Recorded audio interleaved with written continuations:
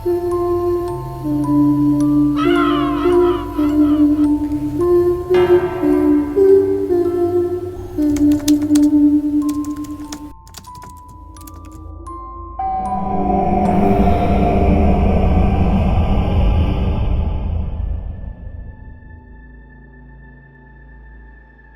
panahon ngayon, napakahirap nang makahanap ng taong tunay na magmamahal at tatanggap sa atin ng buong buo. Mas lalo na kung kabilang ka sa pangatlong kasarian sa LGBTQIA+ na madalas husgahan ng lipunan. Tulad nila Misteri, ako ay isang simpleng tao lang na naghangad ng pagmamahal at kasiyahan kasama ang ilan sa aking mga kaibigan na pareho rin ng pinagdadaanan. Ang kwentong ito ay hindi lamang tungkol sa pag-ibig. Isa rin itong kwentong kababalaghan na hinding-hindi namin malilimutan. Itago niyo na lamang po ako sa pangalang Kevin. Ako po ay nagtatrabaho bilang supervisor sa isang grocery branch sa Antipolo. Isa lang akong naninirahan sa isang apartment na malapit sa aking trabaho dahil ang aking pamilya ay nasa Bacolod. Tuwing weekend, nagkikita-kita kami ng dalawa kong matalik na kaibigan na tawagin na lang nating Benji at Rafi. Classmates ko po sila noong college at kahit nagkanya-kanya na kami ng trabaho, nananatili pa rin ang aming pagkakaibigan. Hobby namin ang mamasyal, mag-mall at kumain sa labas. Masaya kami sa simpleng bonding na ito. Walang problema, puro tawanan at kwentuhan. Noong panahon na yun, Misteri, hindi pa uso ang mga dating app na laganap ngayon. Social media pa lamang ang uso, gaya ng Facebook, Instagram at Snapchat. Hindi tulad ngayon na halos lahat ay nagkakakilala online. Noong panahon na yon, kailangan mong makipagsapalaran sa personal para makipagkilala kung gusto mong makahanap ng kausap o karelasyon. Isang gabi ng Sabado, habang nagkukwentuhan kami ni na Benji at Rafi sa isang restaurant, napadako ang usapan namin sa pagiging single naming tatlo. Baka naman magka-love life lang tayo kung lalapit na tayo sa manghuhula o nagagayuma. Sabay tawa noon ni Benji. Sa aming tatlo, siya ang pinakamatanda at pinakaprangka. Kaya sanay na kami ang mga patawan niyang minsan nakakainis pero kadalasan nakakatawa. Agad naman akong sumagot sa kanya. Ay naku, hindi naman ako ganoon kadesperado ano. Baka makarma pa ako dyan. Grabe ka, karma agad ang nasa isip mo, te. Wala pa nga eh. Pero sa bagay, ayoko rin ng ganon. Siyempre, biro lang yon. Bigla naman itong napatingin kay Rafi na tahimik lang sa gilid, abala sa kanyang cellphone. Teka, Rafi, bakit parang tahimik ka dyan? Panay cellphone ka lang. Mga Bex, may aaminin sana ako sa inyo. Nagkatinginan kaming dalawa ni Benji. Nagtataka sa biglang seryosong tono ni Rafi. Aaminin? Na ano? Na tunay kang lalaki? O di kaya naman huwag mo sabihin, tomboy ka. Mga loka-loka talaga kayo. Matagal ko na sanang gustong sabihin sa inyo eh. May nakaka-chat kasi akong Fafa-ball. Nagkita na nga kami isang beses. Sabay kaming napahiyaw ni Benji sa nalaman. Masaya kami para kay Rafi. Kung magkakaroon siya ng love life, all support kami syempre. Pero Mystery, bilang mga tunay na kaibigan, gusto rin naming siguraduhin na hindi siya masasaktan o maloloko. Saan at paano mo siya nakilala? Anong itsura niya? Mabait ba? Mukha bang matino? Grabe, ang dami mo namang tanong. Ano to? Exam? Isa-isa lang mga Bex. Nakilala ko siya online. Inad niya ako eh. E di syempre, inaccept ko. Ayun, doon kami nagsimulang mag-usap. Pero Bex, hindi naman sa ano ha? Pero sure ka ba na hindi yan namemera? Baka naman naghahanap lang yan ng sugar mommy. Tama. Don't get us wrong. Support kami sa'yo. Pero ayaw naming masaktan ka. Yes, I know naman yun. Pero syempre, bago ko siya ipakilala, kinilatis ko na muna siya. At saka, alam niyo ba, pakiramdam ko, tanggap na tanggap niya ako. If that's the case, then super happy kami for you. Masaya ang naging kwentuhan namin ng gabing yun. Sobrang excited kami para kay Rafi. Lalo na't ramdam na ramdam namin ang tuwa niya. Nangako siya na kahit magkaroon siya ng relasyon, hindi maaapektuhan ang pagkikita naming magbabarkada. Nang sumunod na Biyernes, ay wala kaming naging gala ni na Benji at Rafi, kaya nagdesisyon akong mag-OT sa trabaho. O Kevs, OT ka ata ngayon. Wala ba kayong gala kasama ng mga friends mo? Wala eh. Medyo busy kasi itong isa naming friend. Mukhang may jowa na eh. Next week na lang daw kami gagala. Ganon? Ikaw, wala ka bang balak maghanap rin ng jowa? Nako, ito nga lang family at work na may problema na ako. Magdadagdag pa ba ako? At saka teka lang, ikaw Maylin, ikaw ang single hanggang ngayon. E di ikaw kaya ang maghanap ng jowa dyan? Si Maylin po, Mystery, ay matagal ko ng katrabaho. Malapit na siyang mag-30 anyos nung mga panahon na yun. Madalas siyang mapansin dahil sa kanyang ganda. Pero madalas din siyang tanungin tungkol sa pagiging single niya. Matagal-tagal na rin kasi noong huli siyang nagkaroon ng kanyang kasintahan. Ang pakiwari namin ay masyado siyang pihikan, kaya wala pa rin siyang nakikitang kapareha. Oo nga, Kimsey. Actually, parang gusto ko na nga ring maghanap. Namimiss ko na kasi yung may naghahatid at sundo sa akin. Sa bagay, nakakaingit din ang iba no. Pero, saan naman tayo makakahanap ng jowa? Di naman sila parang pusa na pwede nating pulutin. Saan ba nakahanap ng jowa yung kaibigan mo? Baka naman dun din tayo makakita. Nako, nagka-chat lang daw sila online.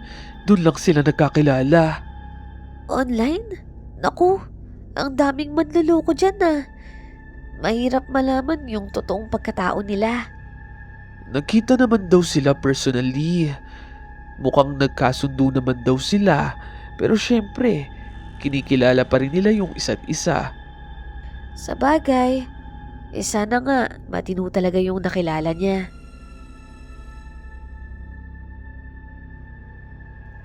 Lumipas ang mga linggo at bihira na naming makita si Rafi.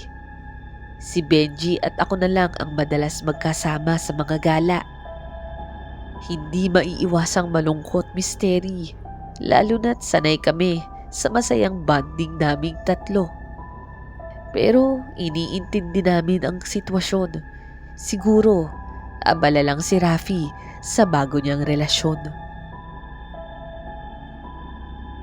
Hanggang sa isang araw, biglang tumawag si Rafi at nag-aya itong magkita kami sa paborito naming restaurant. Pasensya na kayo mga Bex ha. Naging busy lang ako sa work. At syempre, napadalas din yung lakad namin ni Lester. Akala nga namin, nakalimutan mo na kami. Trolalo, Akala namin talaga hindi ka na magpaparamdam sa amin. Puro jowa na kasi yung inaasikaso mo. Hindi naman sa ganun. Medyo in-enjoy ko lang yung love life ko. Ang saya kasi nung may nalalambing sa'yo. Pero promise, ayoko syempre nang ako lang yung masaya. Gusto ko, kayo rin. Ha? Ano namang ibig mong sabihin? Balak daw niya kaming isama sa lugar nila Lester sa probinsya. Bukod raw kasi sa pamilya ni Lester na nahandoon, meron daw komunidad doon na open at supportive sa LGBTQ+. Ipapakilala raw kami ni Lester sa mga kaibigan niya. Malay daw namin, baka may makasundo kami sa isa sa kanila at baka daw doon na kami makatagpo ng sarili naming love life. Sure ka ba sa mga barkada ni Lester? Baka naman akalain nila na tayo yung mga baklang sugar daddy. Ano ba kayo? Siyempre hindi ganun ano. Alam ni Lester ang totoo tungkol sa atin. Pare-parehas lang naman tayo. At saka, friendly meet-up lang naman yun. No expectations. Tama naman si Rafi. Pero inisip lang namin, baka ma-intimidate sila o kaya husgahan agad tayo tulad ng iba dyan. Feeling nila kasi lagi, kengkoy tayo o palatawa. Pinaliwanag ko naman yun kay Lester. Siguradong magiging okay ang lahat. Nga pala, susunduin ako ni Lester mamaya. Ipapakilala ko na siya sa inyo. Ilang minuto nga lang ang lumipas, Mystery, at dumating na si Lester. Nakasuot siya ng brown na jacket, mukhang galing sa pagmamotor. Matangkad, matipuno at may itsura. Hindi nakapagtataka kung bakit patay na patay si Rafi sa kanya. Mga Bex, si Lester nga pala. Lester, sila naman ang mga bestie ko, si Kevin at Benji. Pasensya na kayo Ngayon lang ako nakarating. Galing pa kasi ako sa trabaho. Okay lang yun. Mahalaga nakilala ka na namin. Pero, huwag mong lolokohin ang kaibigan namin, ha? Syempre hindi. Sa totoo lang, nagpapasalamat nga ako at nakilala ko tong si Rafi. Oh, nakakahiya. Ano ka ba? Nga pala babe, nabanggit ko na sa kanila yung plano natin na pumunta sa probinsya nyo. Oo nga pala. Sana makasama kayo dun Uuwi kasi ako sa katapusan. Isasama ko si Rafi. Kung makakasama kayo, welcome na welcome kayo dun. At saka marami akong kaibigan na pwedeng ipakilala sa inyo. Agad kaming pumayag, Mystery.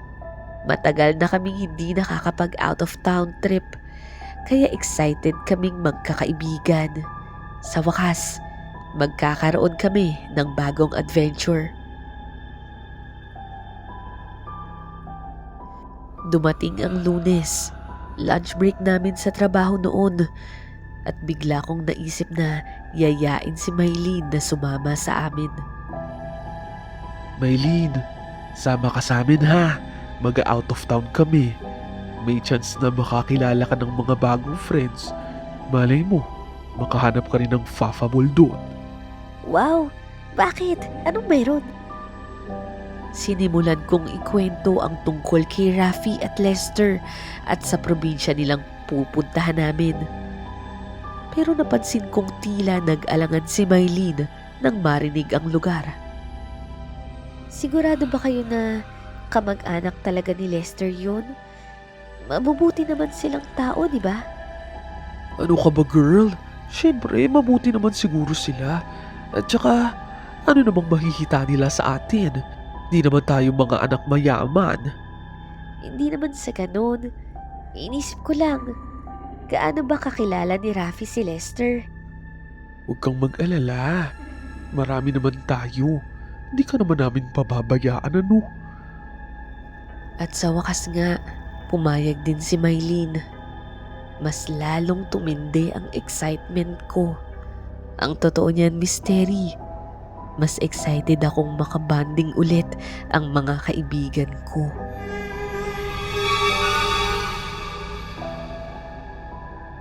Mga ilang oras din ang biyahe namin mula sa Maynila papunta sa probinsya nila Lester na hindi ko nababanggitin. Halos lahat kami ay napagod sa biyahe, maliban kay Rafi na abalang-abala sa pakikipagharutan kay Lester.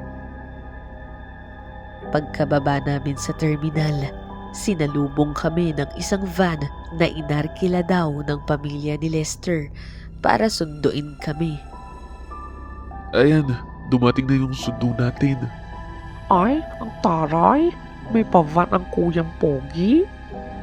Wow, salamat naman. Ang bigat na kasi ng katawan ko sa biyahe. Lalo naman tong si Maylin, oh. Ang laki ng dalang bag. Oo nga, Maylin. Ang laki ng bag mo. Dito ka na ba titira? Grabe, hindi naman ano. Malaki ba? Nagkataon lang naman na marami akong kailangan dalhin.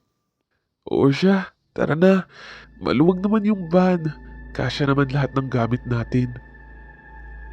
Kami lang ang sakay, maliban sa driver na tahimik lang sa unahan.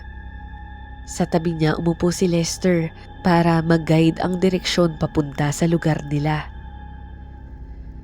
Habang bumabiyahe, karamihan sa amin ay nakatulog.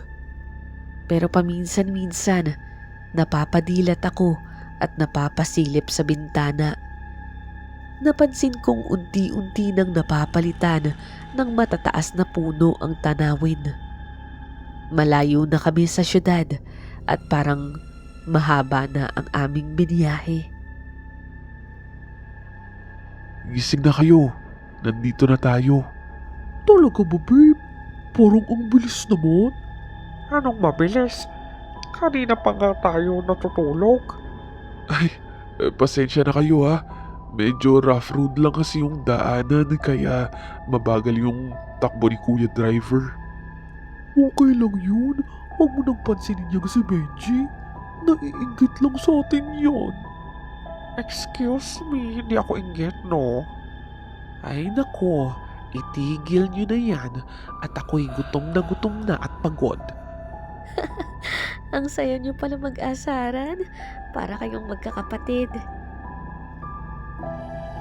Pagkababa namin, nagpatulong kami sa driver na iabot ang aming mga gamit. Isa-isa niyang inabot ang aming mga bag. Pero napansin kong may kakaiba sa kanya. Kuya, okay lang po ba kayo? Okay lang ako. Huwag mo na akong pansinin. Para kasing may iniisip po kayo. May problema po ba? Wala naman eh. Mag-ingat lang kayo ha. Delikado rito. Delikado? Bakit po? Marami po bang mabangis na hayop rito? Parang gano'n na nga. Bago pa ako makapagtanong ulit, napansin ni Lester ang pag-uusap namin. Agad itong lumapit at sumabat. May problema ba kuya? Tapos na po bang ibaba yung mga gamit namin? Opo. Tapos na. Sige, mauna na po ako ha. Halatang masama ang tingin ni Lester sa driver, kaya nagmadali itong umalis. Kevin, may sinabi ba sa'yo yung driver? Wala naman. Sabi lang niya mag-ingat daw kami kasi marami daw mabangis na hayop rito. Talaga? Loko yun ah. Kanina pa nga ako kinukulit sa biyahe eh. Sabi niya, i-convince ko daw kayo na magstay doon sa resort nila. Ang sabi ko naman, sa bahay lang tayo titira. Wala namang planong mag-resort. Gusto lang nun na magkaroon ng pera. Ganun pala. Pagkatapos nga noon, sinimulan na naming mag-ayos ng gamit. Himik ang lugar at napakaganda. Mahangin, malinis, at napapalibutan ng matatangkad na puno. Perfect para mag-relax at pansamantalang makalimutan ang stress sa trabaho. Ilang minuto lang ang nilakad namin mula sa lugar kung saan kami ibinaba ng driver. Pagdating namin, sinalubong kami ng isang malaking arko na gawa sa kahoy at kawayan. Bagamat hindi na mabasa ang pangalan ng lugar, sinabi ni Lester na Baryo Pulang Lupa ang tawag rito. Pagpasok namin sa baryo, naramdaman agad namin ang kakaibang atensyon. Mystery, para kaming instant celebrities. Halos lahat ng tambay ay napatingin at nagtanong. Oh, Lester, sino yung kasama mo? Ang dami niyo. Mga kaibigan ng jowa ko. Sige na, mamaya na tayo mag-usap. Diretso muna kami sa bahay. Baka mauna pa kayong makilala sila kaysa sa pamilya ko. Ganun ba? Basta, balik kayo mamaya para maipakilala mo sila sa amin. Oo, sige. Una na kami. Tahimik lang kaming lahat habang naglalakad. Medyo nahiya rin kami na hindi man lang kami nakabati sa kanila. Baka kasi isipin nila na hindi kami palakibo. Mga kaibigan namin sila. Mababait naman yung mga yun. Medyo nagulat lang siguro sa pagdating nyo. Ngayon lang kasi sila nakakita ng mga tunay na tao. Tunay na tao? Bakit? Mga hayop ba ang nakatira dito? Ang ibig kong sabihin, mga normal na tao na katulad natin. Karamihan kasi dito na talaga tumanda. Hindi na sila nakapunta ng Maynila. Ganun ba, babe? Malay mo, dumating ang panahon na makaakyat din sila ng Maynila. Lalo na kung magiging jowa nila itong si Benji. Loko ka talagang Rafi ka. Dinamay mo pa ako. If I know, yung isa dyan ang naglalaway na. Alam kong ako ang tinutukoy ni Benji sa mga salita niya, kaya bigla naman akong sumagot. Excuse me? Andito ako para mamasyan, hindi para maghanap ng jowa. Sa ganda kong to. Kebs, natamaan ka naman agad. Baka naman ikaw ang gusto mong tamaan sa akin, bruha ka. Sabay tawanan ng lahat. Hanggang sa biglang huminto si Lester. Guys, andito na tayo sa amin. Pagpasok pa lang namin sa gate ni Lester, parang fiesta ang sumalubong sa amin. May pa-banner pang nakasulat ng Welcome Home Lester. Ang pamilya at kamag-anak niya ay abala sa paghahanda sa isang mahabang lamesa. Halatang pinaghandaan ang pagdating namin. Agad kaming sinalubong ng mga magulang ni Lester. Nay, siya nga po pala si Rafi, ang kasintahan ko. Talaga anak! Rafi, huwag kang mahihiya sa amin ha! Tanggap namin kayo! Maraming salamat po, Nay, Tay, Mano po.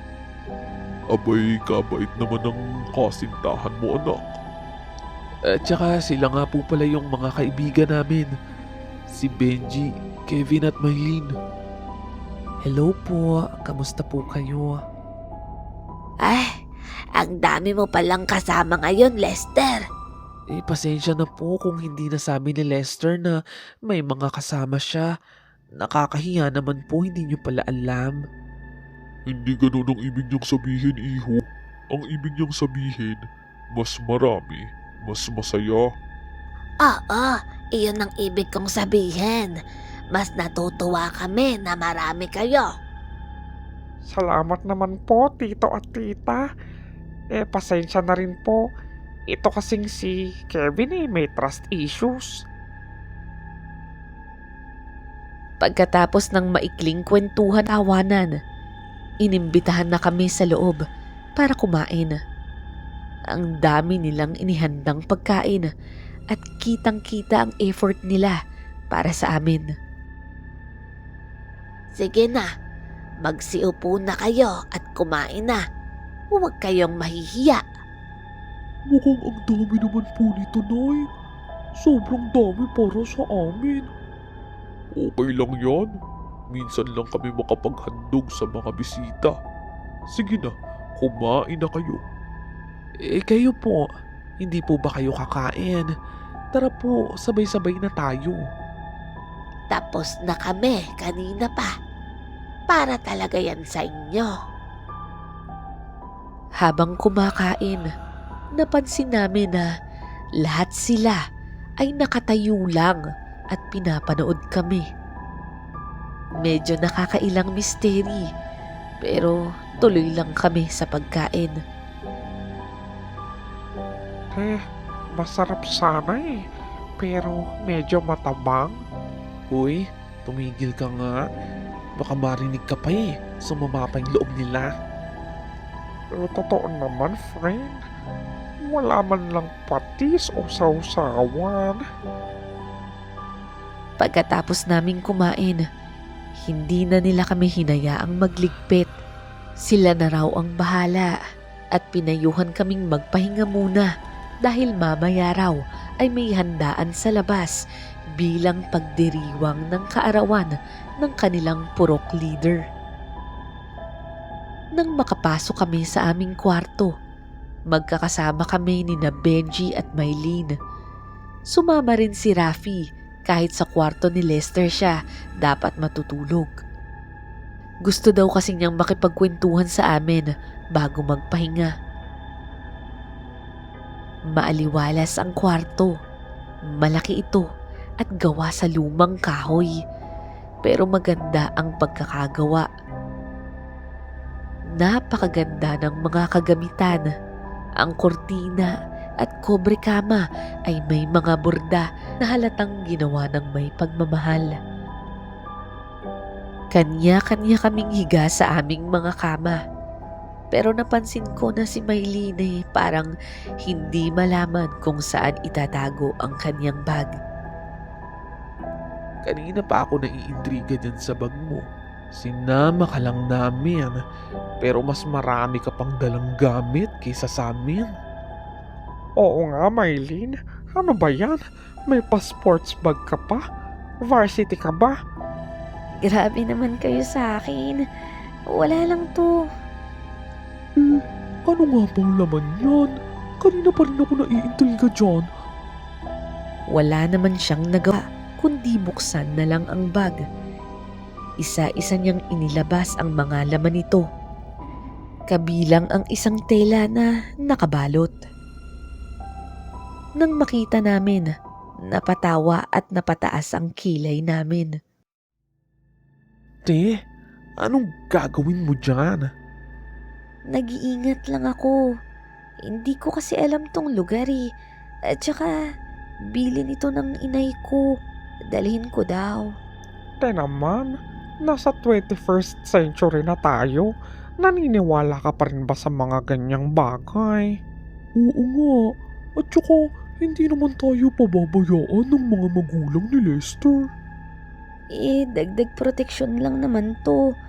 Lumaki kasi ako sa probinsya at marami kaming paniniwala, lalo na kung dadayo ka sa ibang lugar. Saan kasi naniniwala sa mga aswang at iba pang mga nilalang.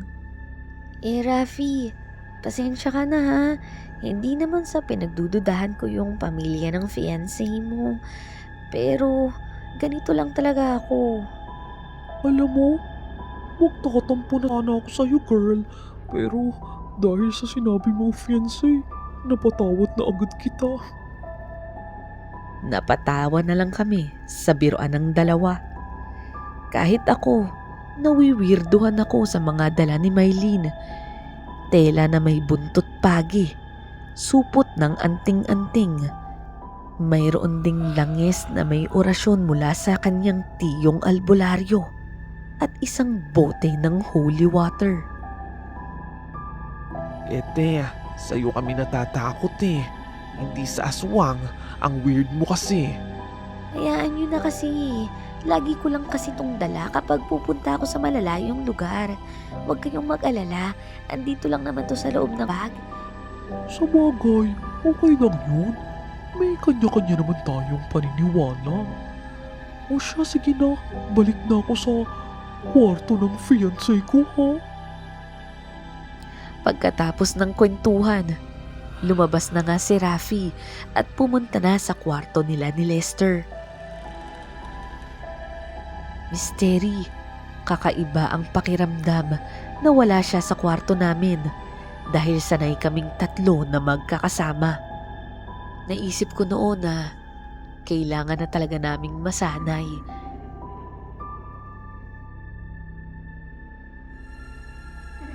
Isang oras ang nakalipas, may biglang kumatok sa aming kwarto. Pagbukas namin ng pinto, si Lester at Rafi ang nandoon, nakangiti. Grabe ang ngiti. Ngiting wagas. Hoy, ang dumi ng utak mo. Yayayain lang sana namin kayo ni Lester. Ililibot namin kayo. Oo nga, para makilala nyo rin yung mga tao dito. Malay nyo, dito nyo na makita yung future jowa nyo. Uy, Kevs, di ba yan yung inaasam-asam mo? Alam mo kung ano yung inaasam-asam ko. Maiwan ka sa kagubatan mag-isa dahil nagsisisi na akong isinama kita rito. Grabe siya. Sige, uuwi na lang ako. Niyakap ko naman ito, sabay tawa. Alam naman naming biruan lang namin iyon.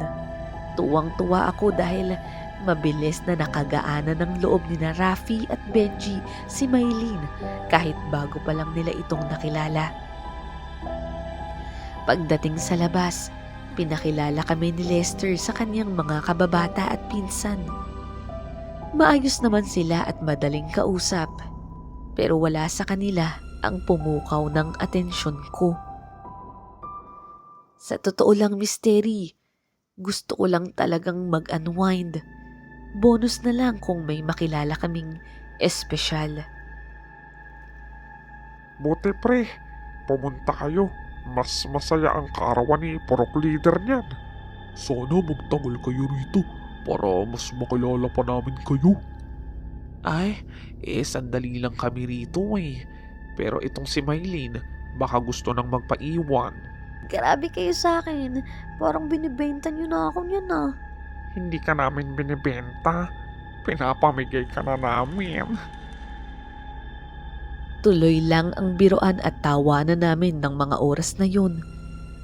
Madali naman kaming nakapagpalagayan ng loob sa mga tao roon. Pero napansin kong tila may kulang. Para kasing may kakaiba pa rin dun sa lugar. Habang pauwi kami para magpahinga ulit, napansin namin ang mahahabang lamesa na puno ng mga sahog na ginagayat at binabalatan. Pero wala kaming nakitang kinatay na manok, baboy o baka. Napaisip ako, pero pinagkibit balikat na lang namin iyon. Sa isip ko, hindi na namin problema yun. Makikikain lang naman kami. Dahil sa pagod sa mahabang biyahe, napagpasyahan naming matulog. Hindi namin namalayan kung gaano kami katagal nahimbing sa kwarto. Nagising lang ako dahil sa tawag ng kalikasan. Sinubukan kong gisingin si Benji pero napakalalim ng tulog nito. Mabuti na lang at naalimpungatan si Maylene. Kaya siya na lang ang pinakiusapan kong samahan ako papunta sa banyo. Habang naglalakad kami, napansin kong tahimik na tahimik ang paligid. Wala nang tao sa kusina. Sinabihan ko si Maylene na maghintay na lang sa labas ng banyo at magbantay sakaling may ibang taong dumaan. Hindi naman siya nagreklamo. Alam ko naman din na maaasahan ko ang kaibigan kong yun. Habang nakaupo ako sa inidoro, may narinig akong nag-uusap sa labas. Ang banyo kasi, Miss Terry, ay may pader na gawa sa hollow blocks na mayroong mga butas. Kaya malinaw ang anumang tunog mula sa likod nito. Sa unang pagkakataon, tila nanlamig ang buo kong katawan sa aking mga narinig. Ang mga boses ng nag-uusap ay tila pamilyar. Hindi ako pwedeng magkamali. Ito ang mga magulang ni Lester. Mabuti na lang at maraming kasama si Lester. Tiyak, mabubusog na naman ang buong baryo sa alay natin mamaya. Maaasahan talaga yung anak nating na si Lester. Walang kaalam-alam ang mga bisita niya na sila ang pagpipiestahan natin mamaya. Nakita mo na ba si Lester? Maghahating gabi na. Kailangan nang maihanda ang mga alay. Halos hindi ko na natapos ang ginagawa ko. Tumakbo ako palabas ng banyo. Ni hindi nga yata ako nakapaghugas. Agad kong hinila si Maylene at sinabihang bumalik kami sa kwarto agad. Hindi maipinta ang mukha niya dahil sa pagtataka sa mga kinikilos ko. Pagpasok namin sa kwarto, isinara ko agad ang pinto at sinubukang gisingin si Benji. Ano ba naman, Kevin? Natutulog ang tao. Mag-ayos ka na. Hanapin na natin si Rafi. Bakit pa bigla kang nagkaganyan, Kevs? Galing ka lang sa banyo. Ano bang nakain mo? Maylene, mukhang tama ka. Narinig ko ang mga magulang ni Lester na nag-uusap. Tayo raw ang ihahanda nilang pagkain sa fiesta mamaya. Ano? Sigurado ka ba dyan? Naku, sabi ko na nga ba. Kanina pa kasi ako nakakaramdam na parang may mali sa lugar na to. Tama na ang usapan. Bilisan natin at puntahan natin si Rafi sa kwarto nila. Hindi na kami naghiwa-hiwalay tatlo. Sabay-sabay kaming pumunta sa kwarto ni Rafi. Pero laking gulat namin nang makita na wala siya roon. Naiwan dito ang mga gamit at cellphone niya. Ayaw man naming mag-isip ng masama, pero parang sumagi sa isip namin na baka wala na si Rafi o nauna na siyang katayin ng mga aswang. Nagmadali naman kaming lumabas at bigla kaming natigilan nang bumungad si Lester sa pinto. Nakakunot ang noo nito. Halatang nagtataka. Oh, anong ginagawa niyo rito? Nasa na si Rafi? Sinubukan kong umarte ng normal para hindi siya makahalata. Sa inyo ko nga dapat itatanong eh. Magkasama kami kanina, pero bigla siyang nawala eh. Hindi na napigilan ni Benji ang bibig niya. Diretso niyang sinabi ang mga narinig ko. Huwag ka nga magkaila, Lester. Nasaan si Rafi? Aswang ka. Ha? Sinong aswang? Ano bang pinagsasasabi mo? Narinig daw ni Kevin na nag-usap yung mga magulang mo. Ano ba yan? Kalukuhan yan. Tara, samahan ko kasi sa mga magulang ko para linawin yung mga sinasabi niyo. Sa hindi maipaliwanag na dahilan, sumama kami kay Lester.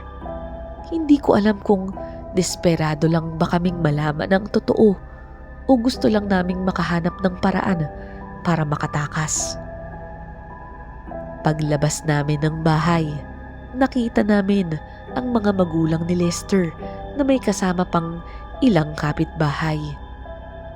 Ang lahat ay mukhang masaya, pero may kakaiba sa mga ngiti nila. Sa gilid, isang malaking apoy ang umaalab at sa ibabaw nito ay isang higanteng kaldero at kawali. Lester, nasabi mo na ba sa kanila? Nay, may sinasabi raw sila. Gusto nilang malaman kung ano ang totoo. Ngumisi naman ang nanay ni Lester, pero may laman ang tingin nito sa amin. Sige, sabihin niyo na ang gusto niyong sabihin bago namin kayo isa lang sa kumukulong tubig sa kaldero. Napagtanto namin sa mga titig at ngiti ng mga tao sa paligid na totoo nga ang narinig ko. Lumayo si Lester sa amin at sumama sa kanyang mga magulang, habang kami ni na Benji at Maylene ay naiwan sa gitna. Unti-unti silang lumalapit at ramdam na ramdam namin ang takot na bumabalot sa buong katawan namin. Halos hindi alam kung ano ang gagawin. Ang masama pa, naiwan namin ang bag ni Maylene, ang nag-iisang may laman ng mga panlaban sa aswang. Naisip naming bumalik sa loob ng bahay, pero bago pa man kami makarating sa pintuan, may bigla na lang sumulpot mula sa itaas. Isang malaking lalaki ang humarang sa daraanan namin. Ang kanyang muka ay hindi pangkaraniwan. May mahahabang ngipin at matang nanlilisik. Napasigaw kami sa takot at napaatras. Misteri. Naisip ko ng mga panahon na yun na marahil yun na ang katapusan namin. Hindi ko akalain na ang simpleng out of town na ito ay mauuwi sa ganitong bangungot. Habang dahan-dahan silang papalapit, panay ang dasal namin at pagmamakaawa. Pero tumatawa lang sila, parang nag-i-enjoy sa takot na nararamdaman namin. Si Lester naman ay naupo sa lamesa, nagmamasid at tila nagtatamasa sa aming pagkabalisa. Pero misteri, sa hindi inaasahan, bigla kaming nakarinig ng malakas na hiyaw mula sa nilalang na nakaharang sa pintuan. Bumagsak ito bigla sa lupa. Hawak-hawak ang kanyang muka na tila ba nasusunog o nalalapnos.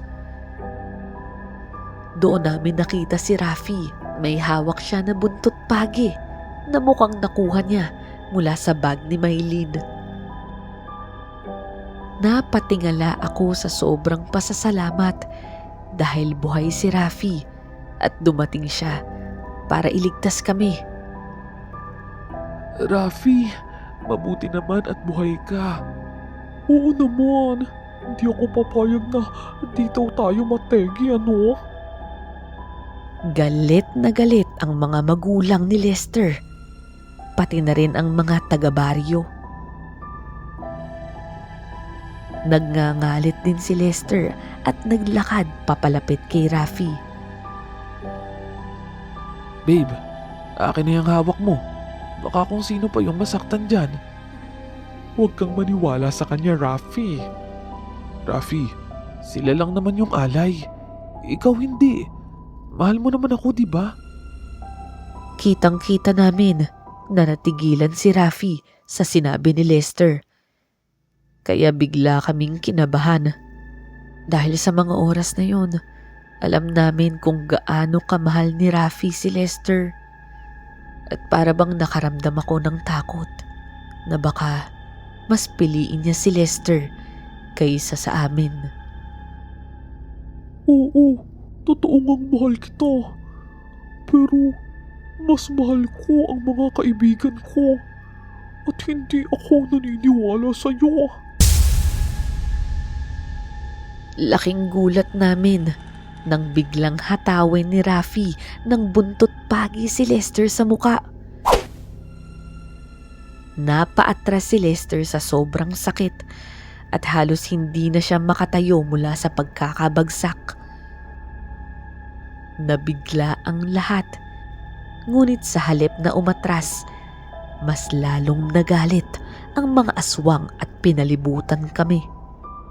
Hindi kayo maipagtatanggol ng isang pirasong buntot pagi lamang. Wala kayong ligtas.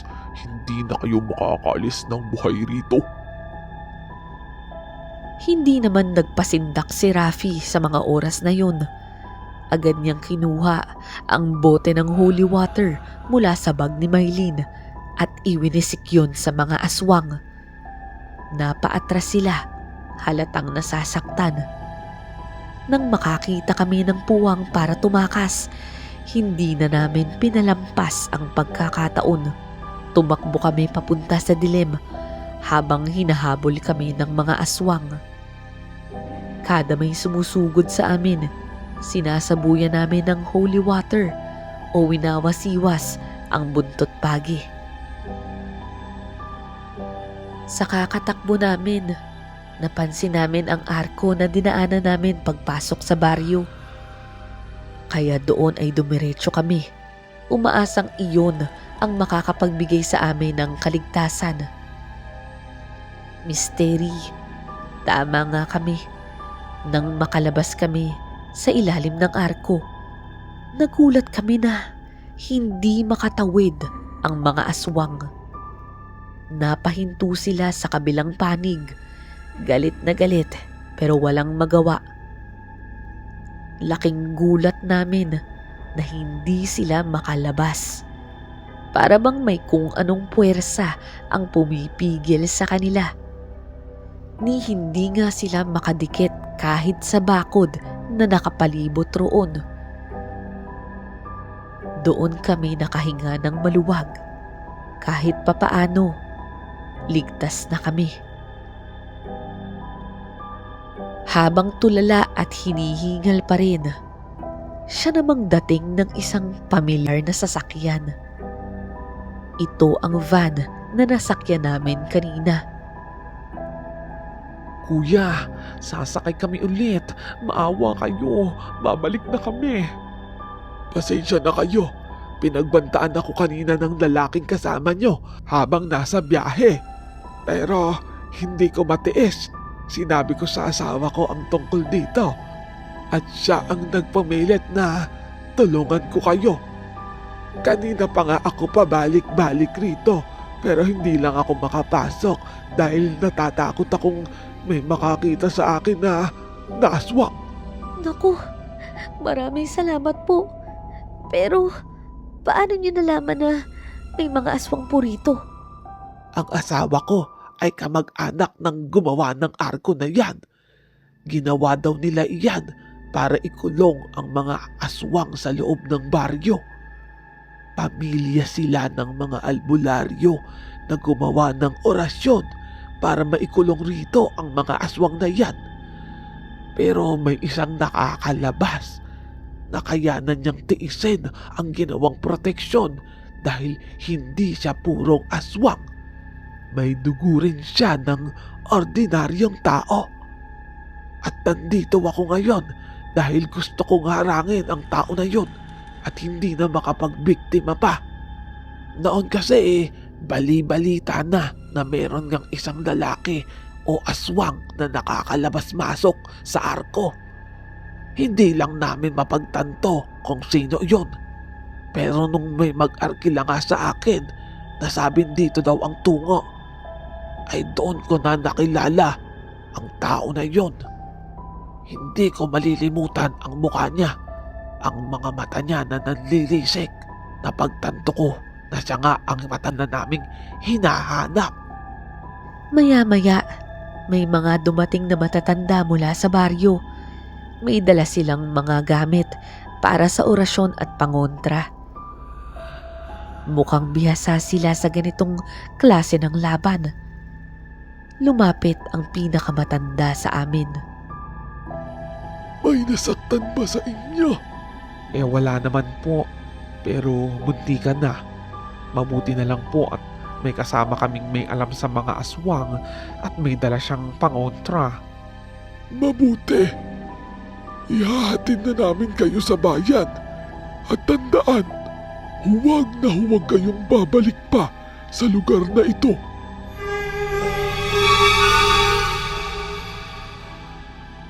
Nang makabalik kami sa terminal, halos hindi kami makapaniwala sa mga pinagdaanan namin.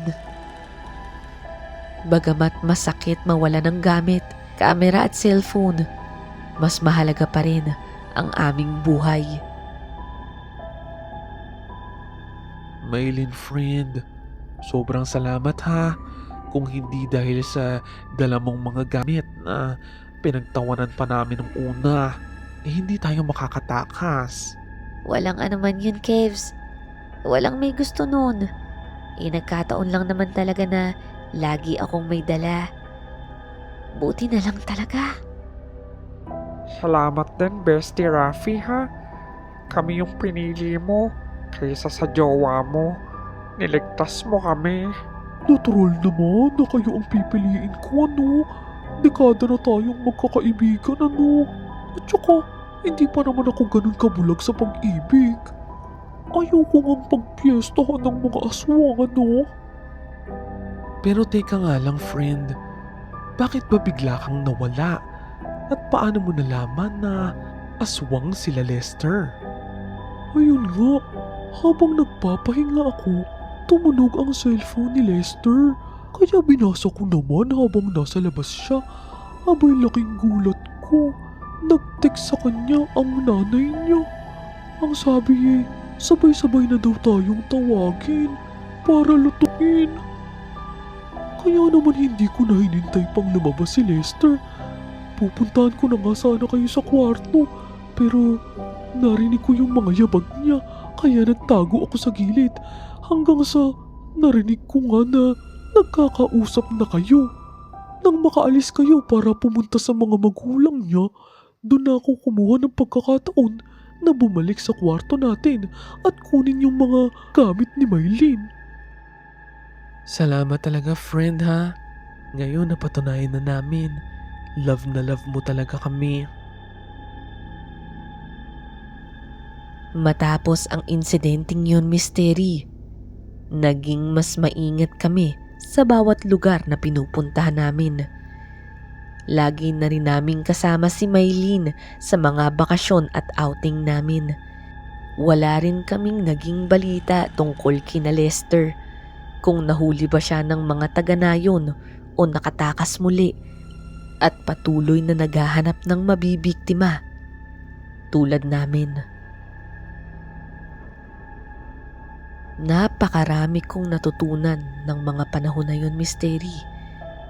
Hindi lang yung meron pa palang ibang nilalang na namumuhay dito sa mundo natin, kundi natutunan ko rin na hindi mo lang mararamdaman ang pagmamahal mula sa isang kasintahan o asawa. Mararamdaman mo rin yun mula sa iyong mga kaibigan. Hanggang dito na lamang po ang aking kwento, Mystery. Naway maging inspirasyon ito at aral sa inyong mga tagapakinig. Maraming salamat po at God bless sa inyong channel.